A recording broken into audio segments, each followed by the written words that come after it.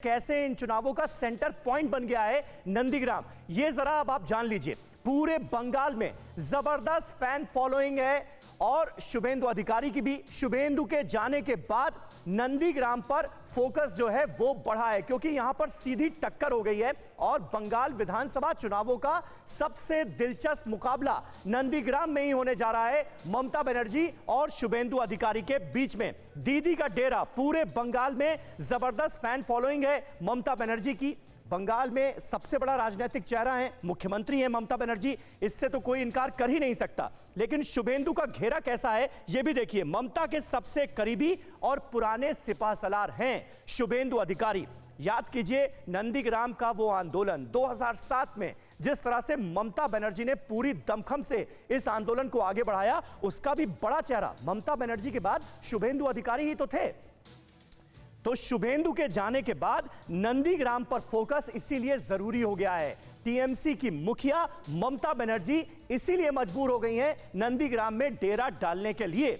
पूर्वी मेदिनीपुर के कद्दावर नेता हैं शुभेंदु अधिकारी और पहले से इनका दबदबा रहा है। न सिर्फ नंदीग्राम बल्कि तमलुक जो लोकसभा सीट है जिसके अंतर्गत नंदीग्राम आता है, आप उस लोकसभा सीट का जिक्र कर लें या पूरे मेदिनीपुर का जिक्र कर लें, अधिकारी परिवार का खासा दबदबा है। और यही वजह है कि अधिकारी परिवार को चुनौती देने के लिए खुद ममता बनर्जी को उतरना पड़ा है नंदीग्राम के मैदान में। खुद को आंदोलन का नेता बताने की कोशिश की। ममता बनर्जी ने जहां जाती हैं चुनाव प्रचार में याद दिलाती हैं कि नंदीग्राम के आंदोलन को लीड किसने किया था, और जाहिर सी बात है ममता बनर्जी ने ही किया था। लेकिन ममता बनर्जी के बाद कौन नंदीग्राम के आंदोलन को उनके सिपाहसालार के तौर पर आगे बढ़ा रहा था, तो वो ये चेहरा था शुभेंदु अधिकारी का। नंदीग्राम आंदोलन के नायक की छवि इसीलिए शुभेंदु अधिकारी की भी रही है। अब इस छवि का कितना फायदा होगा शुभेंदु अधिकारी को, और अपने ही गढ़ में बीजेपी के टिकट पर क्या जीत दिला पाएंगे शुभेंदु अधिकारी, यह बड़ा सवाल है। दीदी का डेरा क्यों, अधिकारी परिवार के वर्चस्व से सीधी जंग है जिसका मैं जिक्र कर रहा था। पूरे मेदिनीपुर का इलाके पर अगर आप गौर कीजिए तो माना यह जाता है कि 40 सीटों पर सीधा प्रभाव है अधिकारी बंधुओं का। इसी वजह से ममता बनर्जी को नंदीग्राम के मैदान में डायरेक्ट लड़ाई के लिए उतरना पड़ा है।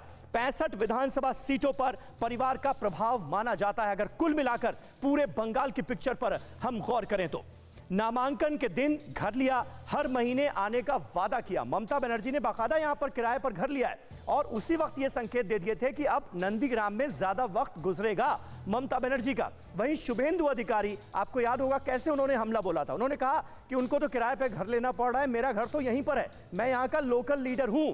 तो लोकल लीडर होना क्या शुभेंदु अधिकारी के पक्ष में काम करेगा? क्या इसकी वजह से उन्हें चुनावों में फायदा होगा? यह भी एक बड़ा सवाल है। पूरे अभियान में ममता बनर्जी अकेली दिखती हैं।